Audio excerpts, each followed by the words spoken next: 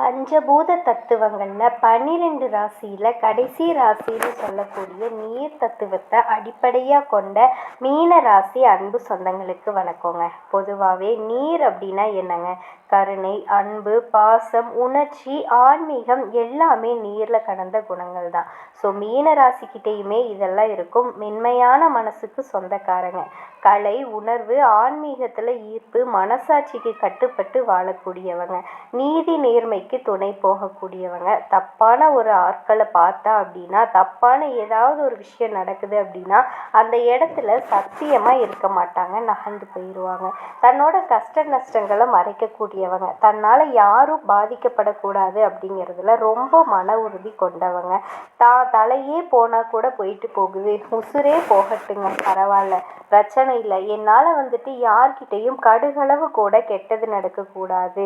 ஒரு உசுறு கஷ்டப்படுதுனாவே உடனே இவங்க கண்ணிலிருந்து தண்ணி வந்துடும். அந்த அளவுக்கு மென்மையான மனசுக்கு சொந்தக்காரங்க. பார்க்க அப்படியே பார்த்தீங்கன்னா வீர தீரமாக இருப்பாங்க, தனிமனாக இருப்பாங்க, பெரிய ஆளுங்களாக இருப்பாங்க. அதே மாதிரி நிறைய பெரிய பெரிய பதவிகளில் கூட இருப்பாங்க.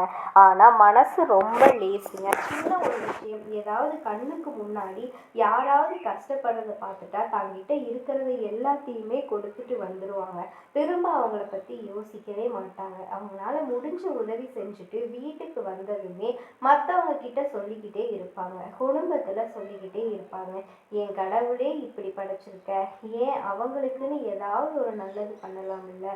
ஆனால் இவங்களுடைய வாழ்க்கையே அல்லல் பட்டுட்டு இருக்கும், போராடக்கூடிய நிலையா இருக்கும், வாழ்க்கையே ரொம்ப முடியாமல் இருக்கும். ஆனால் இவங்களுக்காக தெய்வத்துக்கிட்ட வேண்ட மாட்டாங்க. மற்றவங்களுக்காக பாடுபடக்கூடியதில் மீன ராசி முதன்மையான ராசின்னே சொல்லலாங்க. இதோட மீன ராசிக்காரர்களுக்கு ஒரு உறவால் உங்களுக்கு பிரச்சனை வரப்போகுது. உங்கள் வாழ்க்கையே தலைகீழாக மாறப்போகுது. 200% உண்மைங்க. கண்டிப்பாக இனி நீங்கள் எதிர்பார்க்கக்கூடிய விஷயம் எல்லாமே நடக்க போகுதுங்க. அந்த உறவால் இன்னைக்கு நல்லா இருக்கேன் அப்படின்னு சொல்லுவோம் இல்லையா, அந்த மாதிரி தான் நவ கிரகங்களில் அசுரர்களுடைய குருன்னு சொல்லக்கூடிய சுக்லாச்சாரியார்னு சொல்லக்கூடுவாங்க. சுக்கிர பகவானினுடைய இடமாற்றம், சந்திர பகவானினுடைய வீடானது கடக ராசிக்கு பிரவேசிக்கக்கூடிய இவரால் குரு பகவானினுடைய வீடுன்னு சொல்லக்கூடிய கடக ராசியில போகக்கூடிய இவரால் தாங்க உங்க வாழ்க்கையில மாற்றம் ஏற்றம் வரப்போகுது. குறிப்பா இந்த சுக்கிர பகவானினுடைய பெயர்ச்சி இவருடைய அருளால மீன ராசிக்கு ஜாக்பாட் அடிக்குதுன்னு சொல்றேங்க. பணம் கொட்ட போகுதுன்னு சொல்றேங்க. மீன ராசி ஒட்டு மொத்தமா என்னை அடிக்கிறதுக்கு ரெடி ஆயிடுவாங்க. உங்கள் ஜாதக கட்டத்தில் நீங்கள் இத்தனை நாளாக கஷ்டப்பட்டுட்டு இருக்கீங்க இல்லையா, அதுவும் சனி பகவானாலேயோ இல்லை மற்ற கிரகங்களினோட தாக்கத்தினாலேயோ. ஆனால் எப்படி பாதிப்பு இருக்கோ அதே வகையில் சந்தோஷமும் இருக்க போகுதுங்க.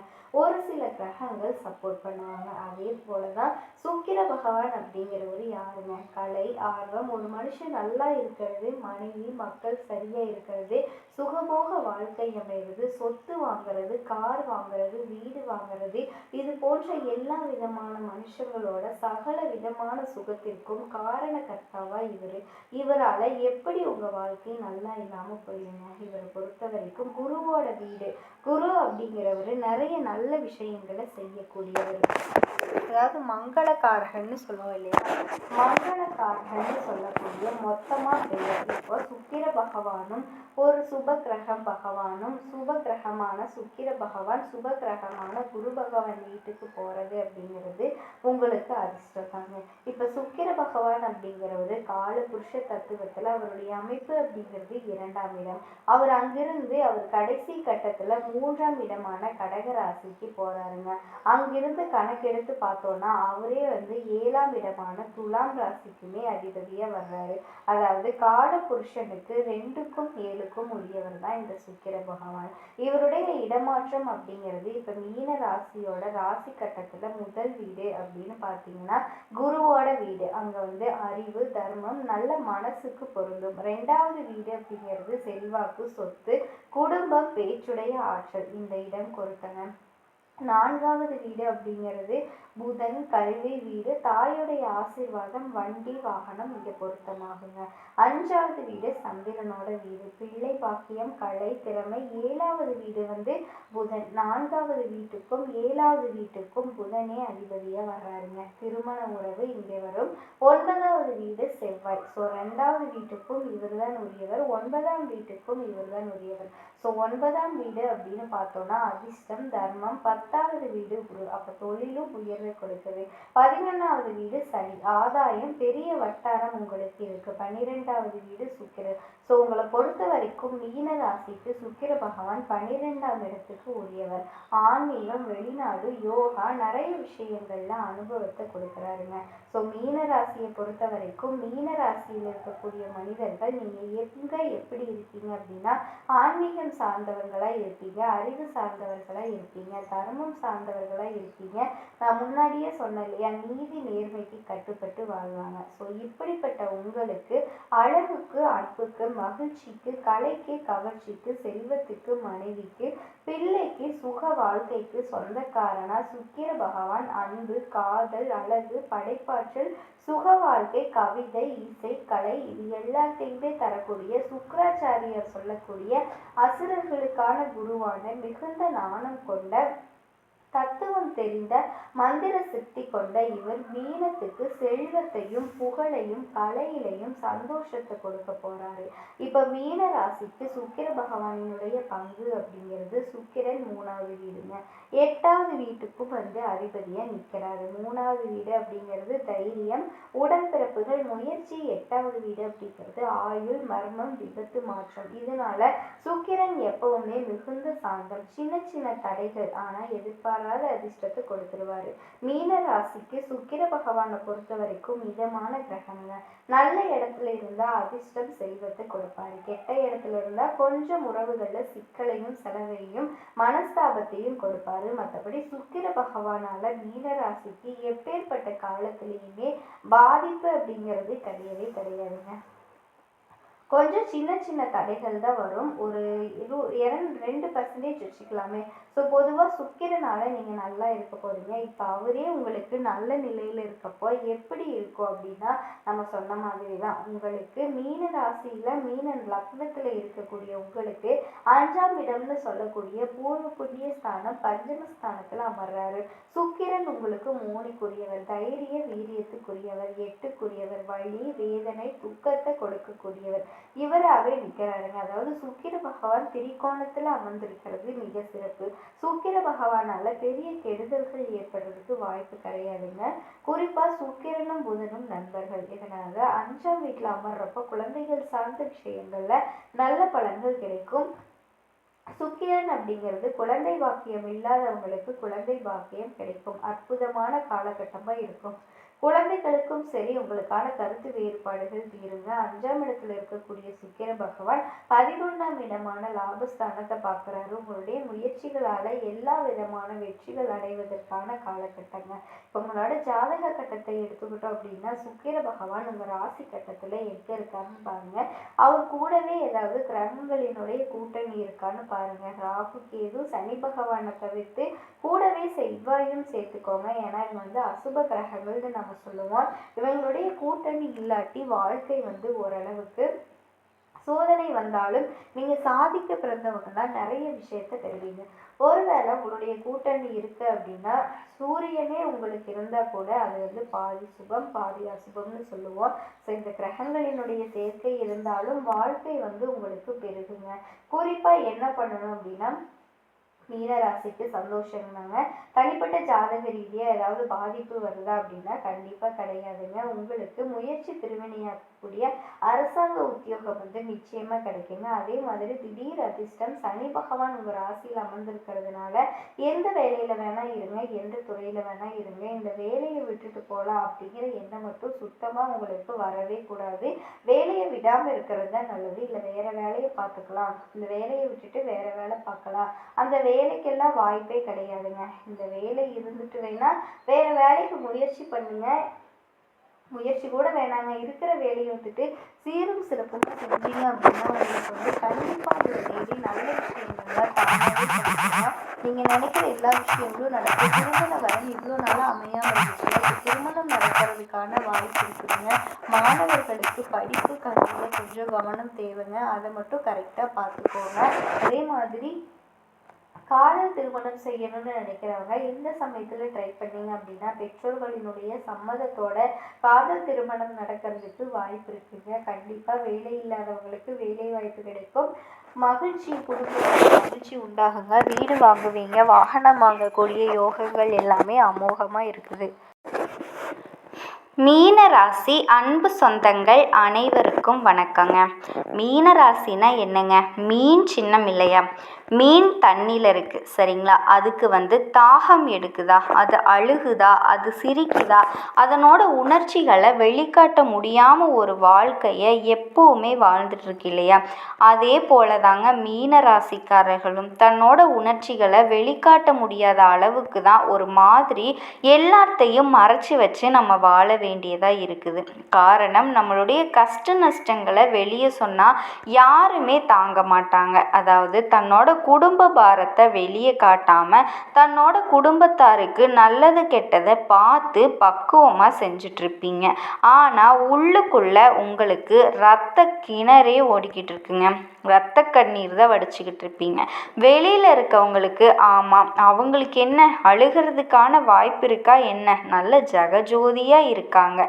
நீங்கள் சொல்கிறது உண்மைதான், ஜெகஜோதியாக தான் இருக்கோம். நாங்களே எரிஞ்சுக்கிட்டு இருக்கோம்.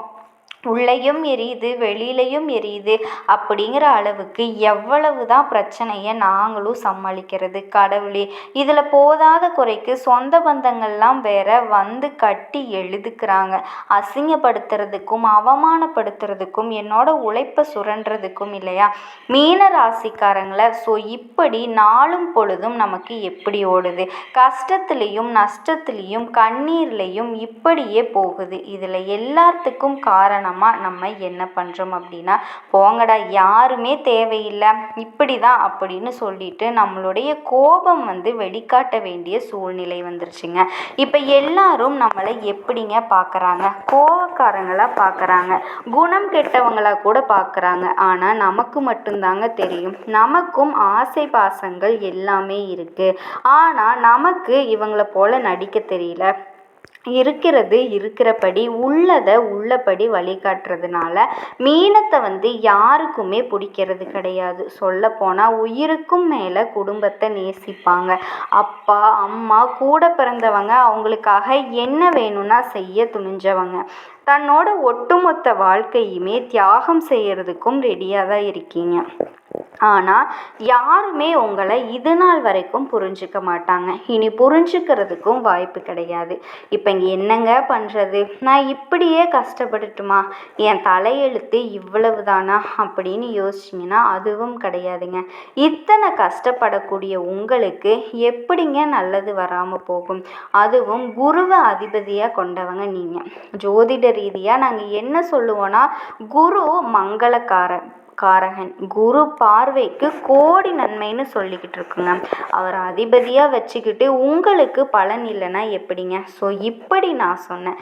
இவ்வளவு நேரம் நீங்கள் படக்கூடிய கஷ்டங்கள் எல்லாத்துக்குமே பலன் தரக்கூடிய வகையில் உங்களுக்கு இந்த நாள்லேருந்து நல்ல காலம் ஸ்டார்ட் ஆகுதுன்னே சொல்கிறேங்க. எப்படி சொல்கிறேன்? எங்களுக்கு என்னதாம்மா நல்லது நடக்க போகுது? வருத்தப்படாதீங்க. இப்போ நீங்கள் வருத்தப்பட்டு யோசிச்சா கூட இந்த பதிவை பார்த்து முடிக்கிறப்ப உங்களுக்கு ஒரு தன்னம்பிக்கை வந்துருங்க. நடக்க போகிறத தான் நம்ம சொல்ல போகிறோம். இப்போ உங்களுக்கு யோகம் வேலை செய்யுதுன்னு நான் சொல்கிறேன். யோகம்னா என்னம்மா? 200 வருஷத்திற்கு பிறகு கேந்திர திருஷ்டி யோகம் மீனத்திற்கு தெய்வ பலத்தை கொண்டு சேர்க்குதுன்னு சொல்கிறேன். இந்த கேந்திர திருஷ்டி யோகம்னா ஃபஸ்ட்டு என்ன? அதாவது யோகத்தோட பார்வை. நவ கிரகங்களினோட தலைவன்னு சொல்லக்கூடிய சூரிய பகவானும் அவங்களுடைய அதிபதி மங்களக்காரகன் குரு பகவானும் நேருக்கு நேர் 90 டிகிரி பார்வையை பார்க்குறாங்க. இதன் காரணமாக உங்களுக்கு அதிர்ஷ்டம் உயிர்ப்பிக்கக்கூடிய யோகமாக இந்த கேந்திர திருஷ்டி யோகம் வேலை செய்யுதுங்க. இப்போ இதை பற்றி நம்ம தெளிவாக பார்க்கலாம். பொதுவாக மீன ராசிக்காரங்க அமைதியாக இருந்தீங்க. ஆனால் இப்போ பிரபஞ்சமே உங்களோட குரலை கேட்க போகுது. அந்த அளவுக்கு உங்களுடைய வாழ்க்கையில் நிறைய விஷயங்களை சாதிச்சு காட்ட போகிறீங்க. என்னெல்லாம் நினச்சிங்களோ அது எல்லாமே இப்போ அற்புதமாக வேலை செய்ய போகுது. அட இது நம்ம ராசிடா அப்படின்னு சொல்லக்கூடிய அளவுக்கு நீங்கள் சந்தோஷமாக இருக்க போகிறீங்க. ஆழமான உற்சாகமூட்டக்கூடிய விளக்கத்தோட இந்த பதிவு உங்களுக்கு தொடங்குதுங்க. சத்தியமாக இந்த பதிவு உங்களுக்கு ஒரு தெளிவை கொடுக்கும், ஒரு தெம்பை கொடுக்கும். இப்போ சூரியன் உங்கள் ராசிக்கு 8ஆம் வீட்டில் இருக்கிறாரு. குரு 12ஆம் வீட்டில் கேந்திர பார்வையை செலுத்துறாரு. இது 90 டிகிரி பார்வையோட சேர்க்கைன்னு சொல்லிட்டேன். கேந்திர திருஷ்டி யோகம்னு சொல்லிட்டேன். திருஷ்டினா என்னன்னா கண் பார்வை, ஆனால் யோகமான பார்வை. நல்லவங்க பார்த்தா அது பார்வை, கெட்டவங்க பார்த்தா அது திருஷ்டி. ஓகேங்களா? திருஷ்டி அப்படின்னா பார்வை, கண் திருஷ்டி அப்படிங்கிறது கோளாறானவங்க பார்த்து செய்கிறது. இப்படி தாங்க நம்ம சொல்லிக்கிட்டு இருக்கோம். ஆனால் திருஷ்டி அப்படின்னாவே பார்வைன்னு தாங்க அர்த்தம். இது என்ன அப்படின்னா உங்களுக்கு மறைஞ்சிருக்கக்கூடிய அதிர்ஷ்டத்தை வெளிக்கொண்டு வர போகுது. இது வரைக்கும் சும்மா இருந்த நிலம் கூட இப்போ தங்கமாகுங்க. பழைய படத்தில் சிவாஜி சார் சொல்லுவாருங்க பார்த்தீங்களா, என் பையன் சம்பாதிச்சு கொடுத்த பணத்தில் ஊருக்கு வெளியே ஒரு வராண்டா இடம் வாங்கி போட்டிருக்கேன், அதில் போய் நான் பொழைச்சிக்குவேன் அப்படிவாரு. அந்த மாதிரி வறண்ட பூமியே நல்லவன் வாங்குறப்போ என்னவா மாறுச்சு, அவருக்கு வளம் கொளிக்கக்கூடியதாக மாறுச்சு இல்லையா? அதனால தான் முன்னேறி வர்றாங்க. அந்த மாதிரி தாங்க மீன ராசிக்காரங்க, நீங்கள் ஏதாவது ஒரு வகையில் ஏதாவது ஒரு விஷயத்தில் முதலீடு பண்ணியிருப்பீங்க. அது இப்போது பல மடங்காக உங்கள் கை மேலே பலன் கொடுக்க போகுது. உங்ககிட்ட பணம் வாங்கியிருப்பாங்க, கொடுக்காம கூட விட்டுருப்பாங்க. அதை நீங்கள் கேட்டு பார்த்துட்டு கூட விட்டுருப்பீங்க. ஆனால் இப்போது வட்டியும் முதலுமா திருப்பி கொடுத்தா எப்படி இருக்கும்? இது நாள் வரைக்கும் இந்த யோகம் உங்களுக்கு எப்படி பலன் கொடுக்க போகுதுன்னு நான் சொல்கிறேங்க. தெளிவாக கேட்டுக்கோங்க. ஒருத்தர்கிட்ட பல லட்சம் கொடுத்துருக்கீங்க, அவங்கக்கிட்ட கேட்டு கேட்டு நீங்கள் சலிச்சு விட்டுட்டீங்க. அந்த பல லட்சம் அப்படிங்கிறது பல கோடியாக உங்கள் கைக்கு வந்தால் எப்படி இருக்கும்? வட்டியும் முதலுமா உங்கள் உழைப்புக்கேற்ற பலனோடு சேர்த்து தரக்கூடிய யோகம் தாங்க இந்த கேந்திர திருஷ்டி யோகம். இப்போ புரியுதுங்களா? மீன ராசிக்காரங்க இது வரைக்கும் பட்ட கஷ்டம் என்ன? உங்களுடைய மறைந்த கனவுகளை நீங்களே பார்த்தீங்கன்னா கனவு கண்டிருப்பீங்க. அந்த கனவுகள் எல்லாமே கைவிட்டிருப்பீங்க. அந்த கனவுகள் எல்லாமே மறுபடியும் உயிர்ப்பிக்கக்கூடிய நேரம். எப்போ பார்த்தாலுமே கஷ்டப்பட்டிருப்பீங்க, மன அழுத்தத்தில் தான் இருந்திருப்பீங்க. நீங்கள் நம்பிக்கை வச்சவங்க எல்லாருமே உங்களை ஏமாத்தியிருப்பாங்க. உறவுகள் எல்லாரும் உங்களை அசிங்கப்படுத்தி அவமானப்படுத்தி ஒதுக்கி வச்சுருப்பாங்க. வேலை இருந்தும் நிம்மதி இல்லாமல் இருந்திருப்பீங்க.